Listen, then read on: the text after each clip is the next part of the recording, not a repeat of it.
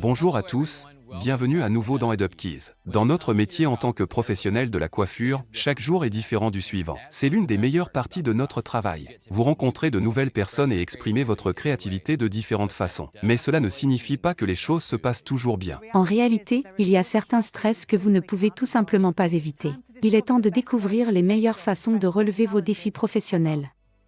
Que vous soyez freelance, employé ou manager, un excellent moyen de réduire le stress au travail est d'apprendre à fixer des limites et à les communiquer clairement. C'est un excellent moyen d'éviter que certaines interactions stressantes ne se produisent. Concentrons-nous d'abord sur la mise en place de limites avec les clients.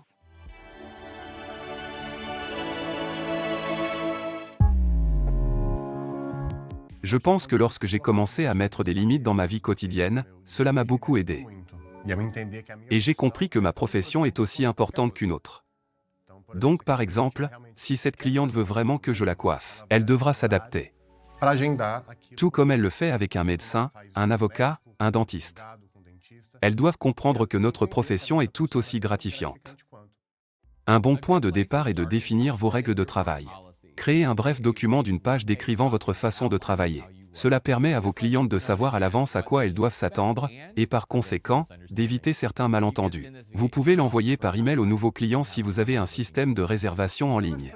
Si vous êtes freelance, prenez le temps pour mettre en place votre système de réservation et le fonctionnement de l'entreprise, en indiquant clairement vos heures de travail, quand et comment vous souhaitez être contacté. Si vous êtes un coiffeur à domicile, mettez en place les clés de votre succès. Dites à votre cliente ce dont vous avez besoin pour effectuer votre travail dans les meilleures conditions. Par exemple, demandez à vos clientes de préparer un espace de travail propre. Installez une chaise devant un miroir dans une pièce bien éclairée. Plus le miroir est grand, mieux c'est. Indiquez le temps que le rendez-vous devrait prendre. Demandez comment vous pourrez laver, rincer les cheveux.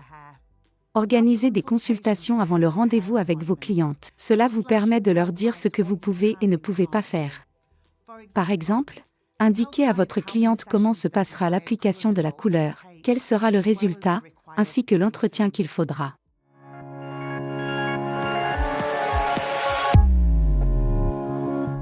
Il arrive que l'on installe la cliente directement pour une consultation sans avoir indiqué les règles de fonctionnement du salon, les prix et la façon de travailler. Et lors de la consultation, vous pourriez vous rendre compte que ces attentes ne correspondent pas à votre fonctionnement. Vous serez physiquement et mentalement épuisé. C'est donc une perte de temps pour vous et pour elle. C'est pourquoi j'essaie de faire une partie du travail par email. Quel que soit le type de coiffeur professionnel que vous soyez, vous devez être franc sur le prix de vos services dès le départ. Soyez clair sur les coûts. Cela permet d'éviter des échanges gênants plus tard. Fixer des limites vous aide à éviter de nombreuses situations stressantes. Mais certaines choses sont tout simplement hors de votre contrôle. Les clientes peuvent être en retard. Peut-être qu'elles n'aiment pas le résultat ou qu'elles sont très anxieuses. Quel que soit le scénario, cela arrive tout le temps et vous ne pouvez pas le changer. Mais vous pouvez vous y préparer, et par conséquent, réagir de manière moins stressante. Pour ce faire, nous avons quelques exemples de réponses qui peuvent vous aider. Lorsqu'une cliente a 15 minutes de retard, elle vous met dans une position difficile pour réaliser le travail dans un temps restreint. Cela crée une forte pression pour vous. Vous pouvez l'éviter en disant à cette cliente ce que vous pouvez faire avec le temps restant. Malheureusement, vous avez 20 minutes de retard, je ne pourrai donc pas faire un balayage complet, mais je peux vous proposer une mise en lumière partielle. Fixer cette limite est un excellent moyen de montrer votre professionnalisme et de gagner le respect de votre cliente. J'ai une cliente qui n'est pas contente. Pour cette raison, je suis stressée. C'est mon salon et j'ai une cliente insatisfaite. Parce que c'est la cliente qui connaît le mieux son visage, elle connaît sa zone de confort. Nous ne pouvons qu'améliorer son style et son apparence.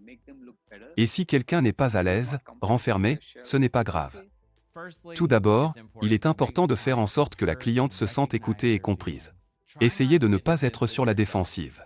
Validez que vous avez compris qu'elle n'est pas satisfaite et demandez-lui comment elle souhaite procéder. Par exemple, « Oui, j'entends ce que vous dites. Je suis désolé, vous êtes déçu. Comment puis-je vous aider ?» Dites-le avec vos propres mots. Sachant qu'une personne sur 5 est sujette au stress et à l'anxiété, il n'est pas rare d'interagir avec une cliente qui en fait l'expérience. Si vous reconnaissez une cliente anxieuse, essayez de valider son ressenti, changez votre langage corporel et votre ton pour mieux interagir avec elle. Cela peut aider à créer une expérience plus positive.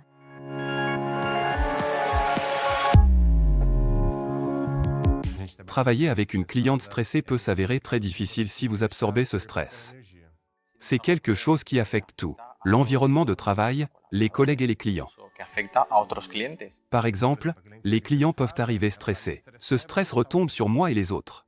Le stress des clientes, l'agitation et le brouhaha qu'elles apportent peuvent perturber notre attention et désorienter notre travail. Il faut donc être très objectif à tout moment. Je pense que c'est l'équilibre que nous devons maintenir. Dans le salon, nous essayons d'encourager une culture du bien-être. Essayez de faire en sorte que l'expérience de la cliente dans le salon soit aussi agréable et relaxante que possible. Notez dans votre livret 1 ou 2 exemples d'expériences avec vos clients que vous avez appréciés le plus. Ce sont les choses que vous aimez vivre en tant que professionnel de la coiffure. Maintenant, écrivez 1 ou 2 exemples de situations stressantes que vous avez vécues le plus souvent avec vos clientes. Ensuite, pensez à 1 ou 2 phrases que vous pouvez utiliser pour faire face à ces situations. Écrivez-les. Si vous travaillez dans un salon, les clientes ne sont pas les seules personnes avec lesquelles vous interagissez. Vous avez des collègues. Ils peuvent être une grande source de soutien ainsi que de stress. Vous devez vous concentrer sur une bonne communication. Cela aide à renforcer l'équilibre psychologique. Cela signifie que tout le monde dans le salon sent qu'il peut s'exprimer, poser des questions et partager ses préoccupations sans craindre d'être puni ou humilié. La communication est primordiale.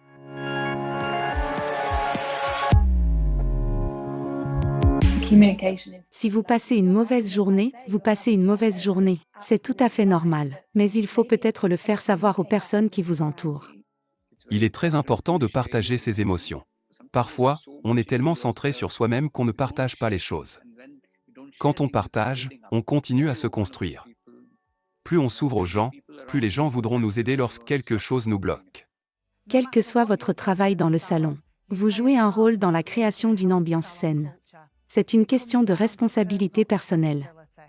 Cela signifie que le changement commence avec vous. Soyez conscient de l'énergie que vous apportez dans la pièce et de la façon dont cela peut affecter les autres. Nous avons un conseil. Vous vous souvenez des outils pour votre self-care? Ils peuvent vous aider à apporter votre meilleure énergie au travail.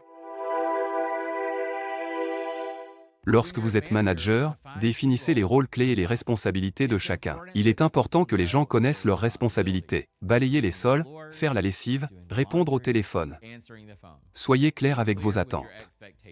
Cela réduit l'anxiété dans votre équipe, la confusion et le ressentiment. Lorsque vous êtes un manager qui travaille derrière le fauteuil et gère un salon en même temps, il peut être difficile pour votre équipe de savoir quand ils peuvent parler avec vous. Prévoyez des temps d'échange avec chacun de vos collaborateurs, 1 fois par mois ou par trimestre, afin qu'ils sachent qu'il y a toujours un moment pour parler. Avoir une bonne équipe commence par la reconnaissance. Donnez l'exemple en encourageant votre équipe à trouver un bon équilibre entre vie professionnelle et vie privée. Parce qu'il ne s'agit pas seulement de moi. Je pense que j'ai une équipe qui a aussi une vie.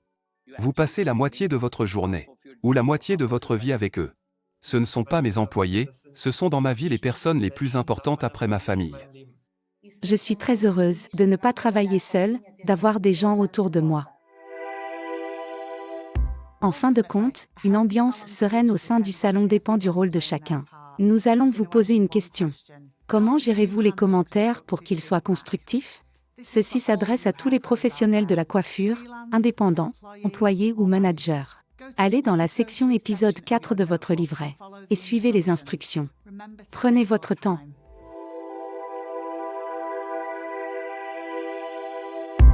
Une ambiance de travail saine ne dépend pas seulement de vos échanges quotidiens avec les clients et les collègues.